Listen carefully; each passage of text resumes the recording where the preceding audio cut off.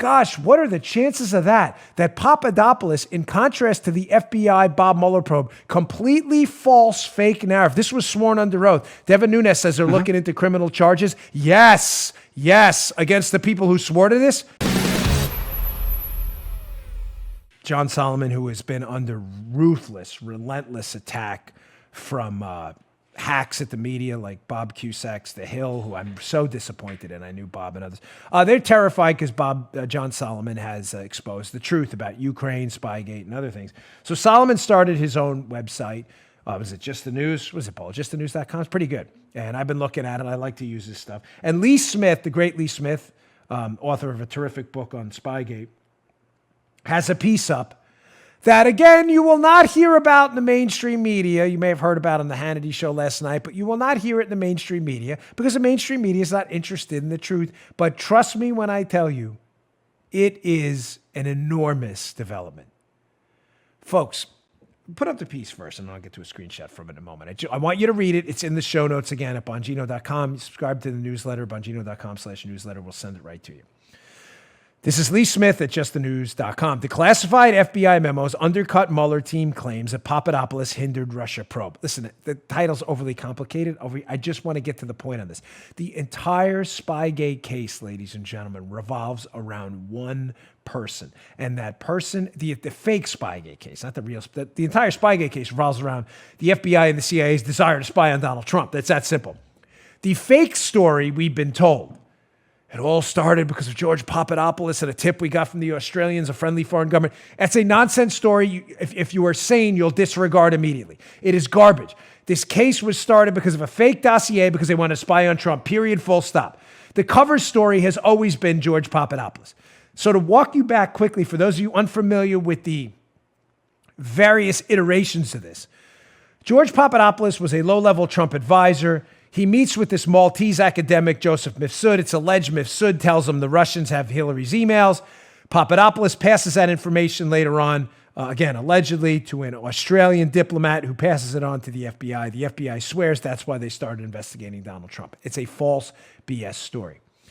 Ladies and gentlemen, why is it a BS story? Because it revolves around the fact that the non-fact that the FBI has continued, some people within the FBI, notably Jim Comey, have continued to insist that Joseph Mifsud was a Russian agent passing information to Papadopoulos that he later passed on to a friendly government, which they gave to us as a tip. Everybody dig? Mm-hmm. That is crap. I have told you forever, Mifsud is not a Russian agent. Mm-hmm. He may have Russian connections. Joseph Mifsud is not a Russian agent. I'm telling you, Mifsud, it was a setup. He was not an FBI source or an FBI asset, Mifsud. He was a Western intelligence asset who was being used by people, I have no doubt, like I believe the Eric Prince thing we were discussing Nader before. Russians were being sent, or people associated with Russians, into the Trump orbit to make it look more likely that the fake Russian collusion narrative was real. It's that simple. Right.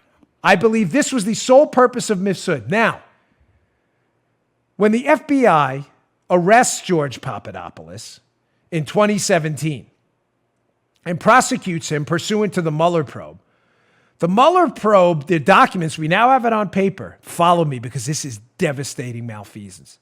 The Mueller probe is very specific in the Mueller report that one of the reasons they pursued Papadopoulos and arrested him is because Papadopoulos lied in his interview about Joseph Mifsud and made it more difficult, Joe, for us to go track this alleged Russian agent Mifsud down.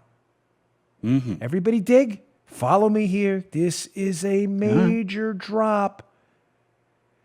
Bob Mueller and Andy Weissman, yes, who knows Catherine Rumler, Obama's fixer, very well, made the case that George Papadopoulos should be arrested and prosecuted because Papadopoulos lied about his contacts with Mifsud, who was a Russian agent. He wasn't. And it made it really difficult for us to go track him down. You did? That's in the Mueller report. Wow, well, look what surfaces. FBI 302s, meaning summaries of their interviews with George Papadopoulos. But that's not what George Papadopoulos told the FBI As Solomon puts in his piece, this is worth your time to read in full, by the way, folks, justthenews.com. Check it out. The newly unearthed, however, FBI memos paint a far different picture. They show, for example, that Papadopoulos expressed his willingness to participate actively in helping the FBI locate Mifsud personally, even before February 10, 2017. In a February 1st interview, for instance, Papadopoulos is quoted as telling agents he could potentially meet with Mifsud during a planned trip to London. Shockingly, Joe, this offer was never mentioned in the 2 court documents filed by Aaron Zelinsky, Jeannie Rhee, and Goldstein from the Mueller probe. In the same interview, Papadopoulos told the FBI that Mifsud, quote, had recently reached out to him and indicated he may be traveling to Washington, D.C. in February of 2017. Gosh, what are the chances of that? That Papadopoulos, in contrast to the FBI Bob Mueller probe, completely false, fake narrative. This was sworn under oath. Devin Nunes says they're looking into criminal charges. Yes, against the people who swore to this. You're suggesting, and you suggested under oath, and in an official document, the Mueller report, that Papadopoulos obstructed your investigation into a Russian agent who was not a Russian agent, who was involved in the setup. But that's not what Papadopoulos told you. Matter of fact, not only did he not say that, he said the opposite, that he was willing to help you, and that's conveniently left out of the documents. Signed by who?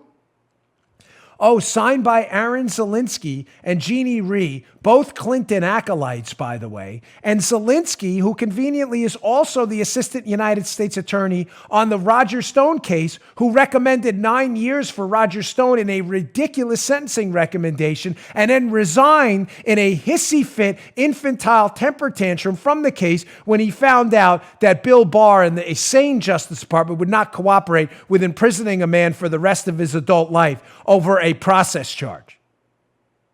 That's the same prosecutor who was involved in the prosecution of Papadopoulos for obstructing an investigation into Mifsud that he not only didn't obstruct, but according to the FBI's own 302s, volunteered to help on. Did you hear about that in the mainstream media last night? No, you missed that. You're watching in live time. I want you to understand this. The collapse of the republic. You are watching in live time, thanks to the police state, tyrannical, socialism-supporting liberal left. And their surgically attached lips to the caboose media. You just heard The Dan Bongino Show. You can also get Dan's podcasts on iTunes or SoundCloud. And follow Dan on Twitter 24/7 @DBongino.